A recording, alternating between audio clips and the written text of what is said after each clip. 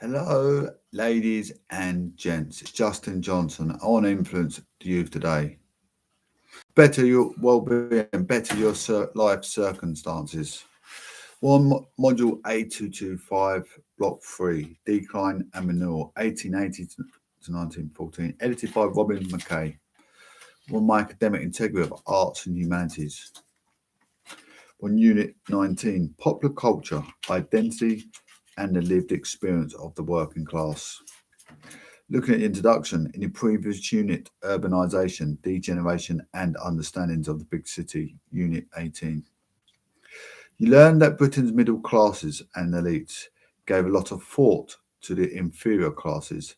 The urban poor and the working classes were something to be investigated, controlled, and maybe even feared. This unit switches the perspective. How did ordinary working people experience the period 1880 to 1914? As you learned in blocks 1 and 2, the 19th century saw a decline of traditional pre-industrial patterns of work and leisure, but also the emergence of new cultural trends. This unit explores the rise of a new urban working class culture.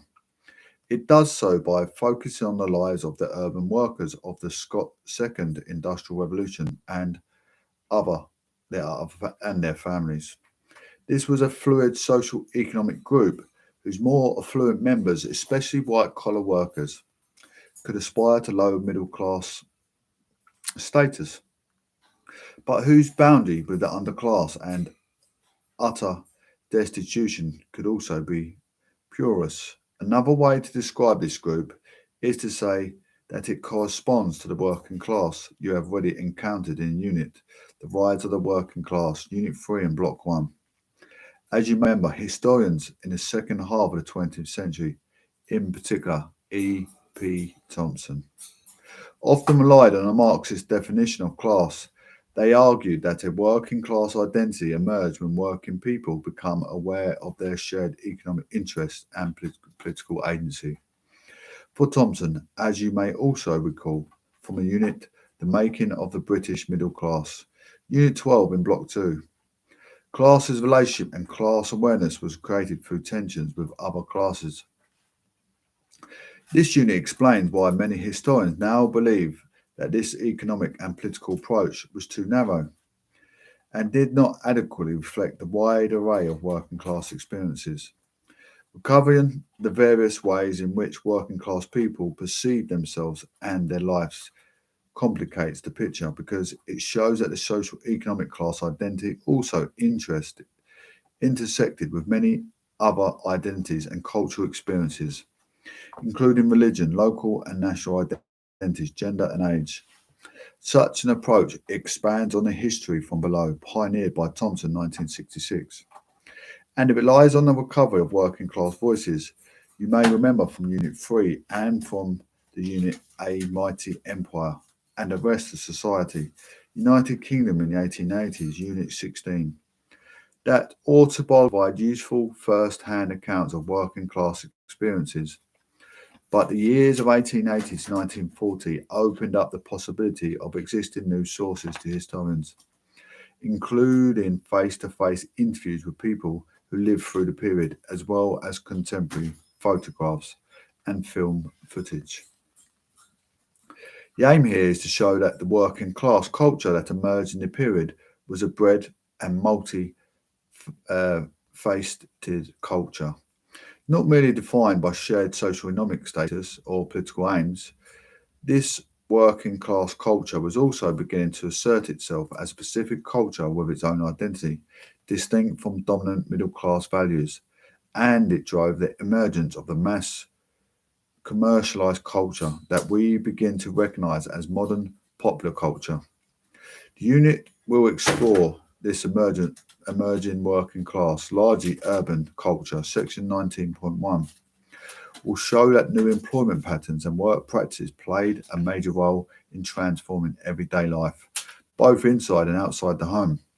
Section 19.2 will describe the rise of the new urban culture characterized by the consumption of goods and entertainment, but also an extraordinarily active associational life. Finally, section 19.3 will explore working class political culture by focusing on the associations, clubs, and societies that aim to improve the lives of the working class.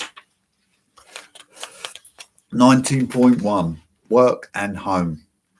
The period was one massive change for the working people of Britain between 1880 and 1914. The combined effects of the population increase, industrialisation, and urbanisation reached their peak. Traditional rural ways of life were being shattered and replaced by urban employment and urban living between 1901 and 1910. 80% of children were born in towns and cities. This was the period when urban or semi-urban life became the norm for the majority of ordinary people. Harris, 1994. This section describes how old patterns of employment and work were transformed by the Second Industrial Revolution. In the process, traditional social stratifications, gender roles, and the boundaries of the private domestic sphere were also shaped. New patterns of work and rising wages, agriculture, forestry, and fishing. 1881, 1.7, 1891, 1.6, 1901, 1.5, mining and quarrying, 06, 08, 09, and 1.12. In the exercise 19.1, take a moment to study Table 9 and now answer the following question. Which areas of employment saw the largest relative increase? This should take 10 minutes. The largest relative increase is found in the area of mining and quarrying.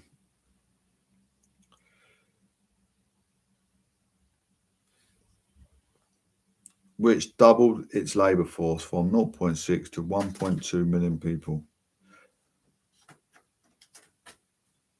Other areas of strong growth are transport and white-collar jobs, public service and professional, which increased by 77%, 0.9 to 1.5 million, and 87.5%, which is 0.8 to 1.5 million, respectively. Manufacturing continued to employ the largest numbers by far, but these increased by only 48% in the same period, 4.2 to 6.2 million, while the numbers employed in agriculture actually shrank slightly. If industry continued to be the major employer, its composition was changing. As you know from the unit Industry and Finance, Unit 17, established industries such as cotton and coal continued to flourish and employs large numbers of people, but new industries such as steel, chemicals and new forms of engineering were also emerging. Overall, the general landscape of employment changed significantly in the period. The factory replaced the workshop as the typical place of work, and workers were increasingly employed on production lines or to operate machinery. Large-scale production also meant a growing emphasis on productivity and managerial supervision. The rationalisation of working hours and the growth of a new category of white-collar jobs in factories to manage the workforce, keep records, calculate wages, and so on. At the same time, the growth of cities and infrastructure, as well as the management of the empire, gave rise to large numbers of the office-based and service jobs. This was the development of a new lower middle class, sometimes indistinguishable from the upper working class. A major change was the rise in living standards in the period, as you saw in Unit 3. Standards of living had improved only slowly in the early 19th century. The mid-19th century saw increased prosperity, as explained in Unit of Age Equippers and the Great Exhibition of 1851. Unit 8 in Block 2, but it is from the 1870s the real wages start rising rapidly, in part because imports of cheap food and a new world caused a fall in prices. Historians estimate the real earnings increased by around 25 to 30% in the period 1880 to 1940. Daunton, 2007. Combined with other improvements in welfare, such as the fall in birth rates and the sanitation of many houses, this meant a rise in living standards across the board. Diets become more varied, and more money was available to spend on housing, consumer goods, and leisure at the beginning of the 20th century. However, real wages started to stagnate and even to fall in some cases, and the improvement in living standards slowed down. in Daunton 2007. As is often the case, the broad trends conceal significant disparities. These disparities could be occupational, depending on the sectors, levels of mechanisation and unionisation in the same period. The increase in real wages could vary from 86.8% in coal mining to 7.7% in footwear and 0% in female clothing. Daunton 2007, page 385.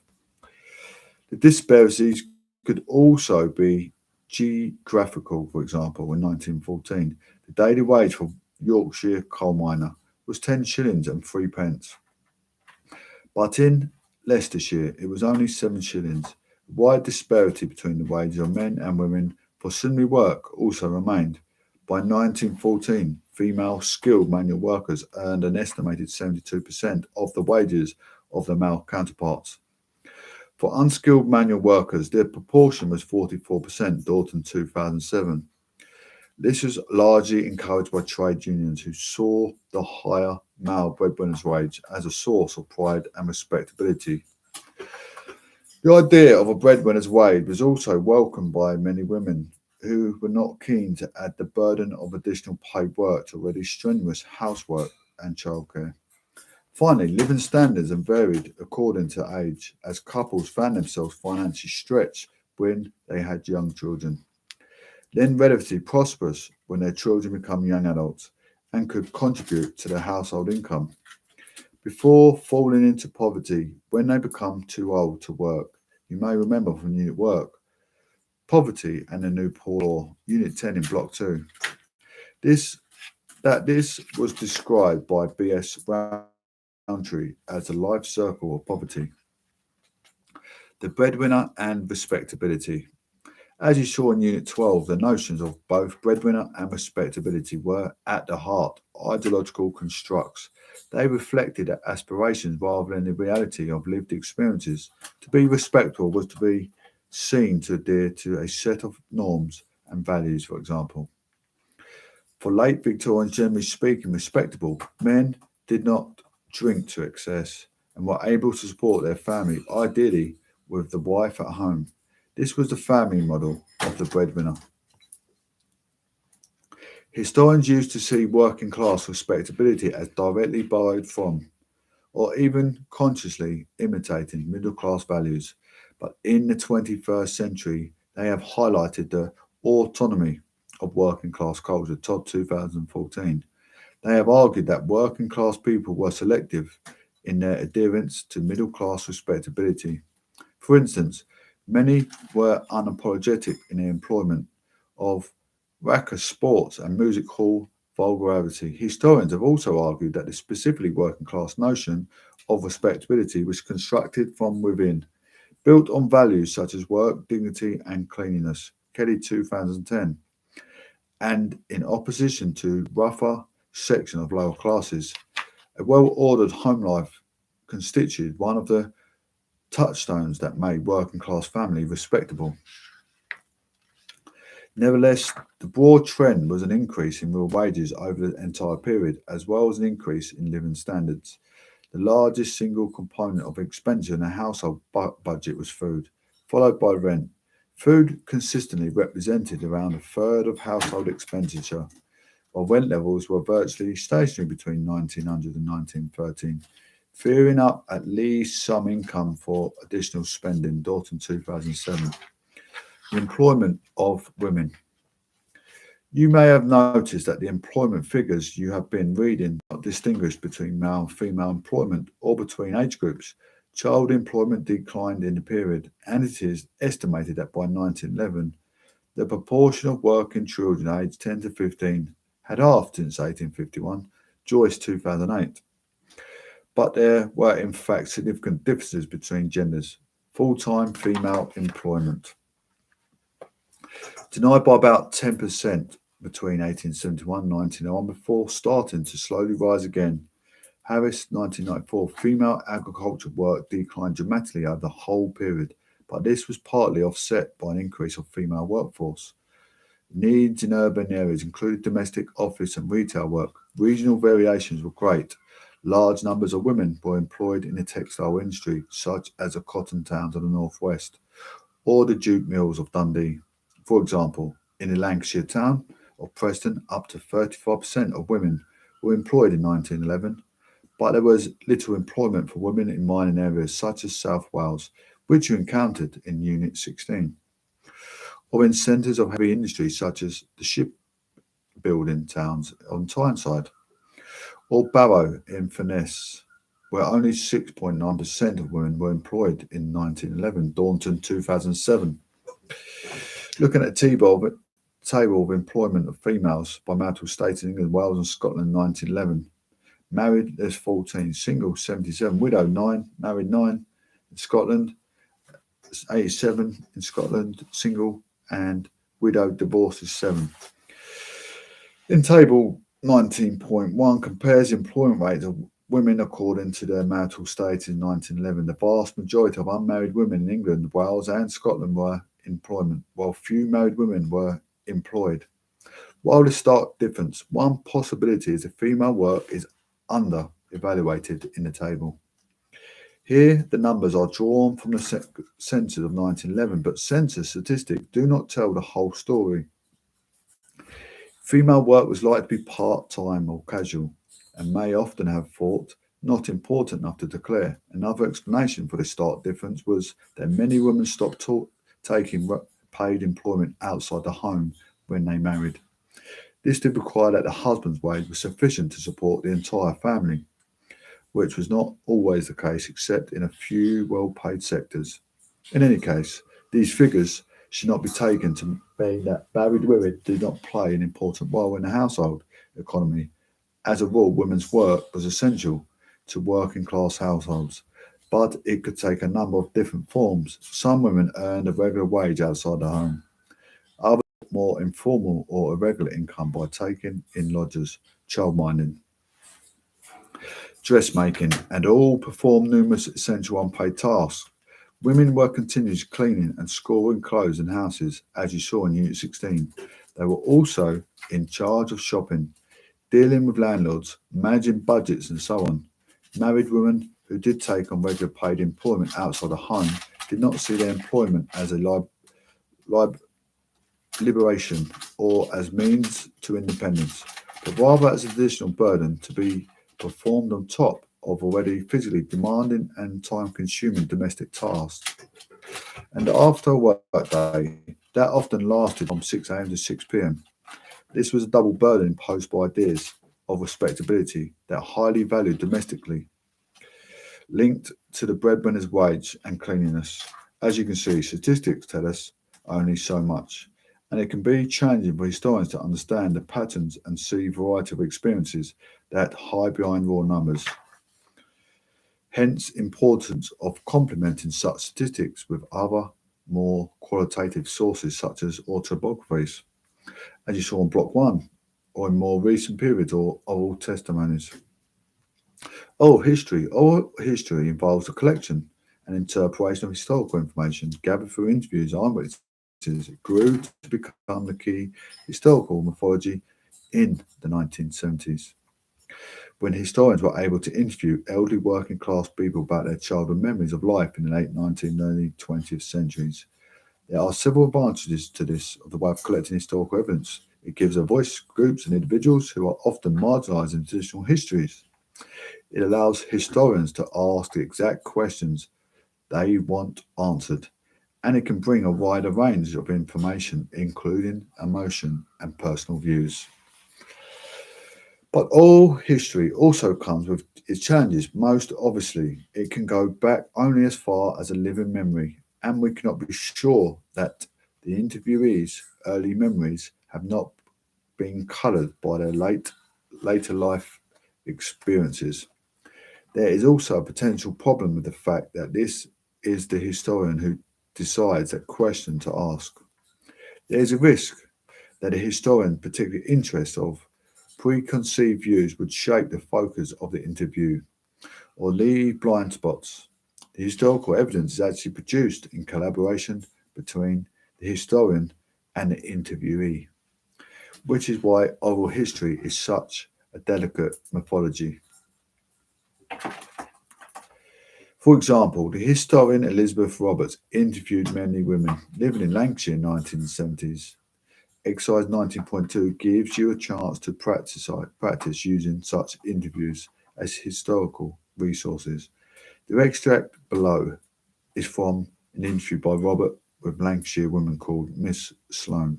Miss Sloane was born in 1898 to Tinsmith father. Her mother was a weaver before marriage. As an adult, Miss Sloane worked as a shop assistant. In this extract, Miss Sloane explains why her mother did not work. Her comments echo the reason given by many of other respondents. Reading the extract, we can look at the reasons given by Mrs. Sloane.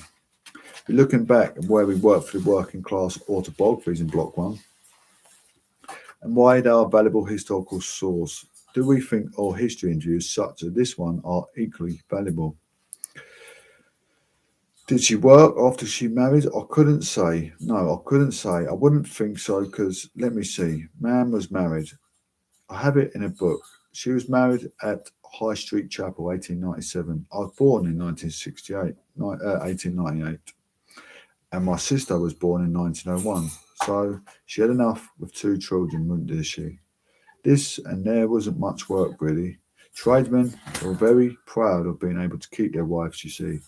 My father was nicely brought up, and I think he wouldn't want her to go to work.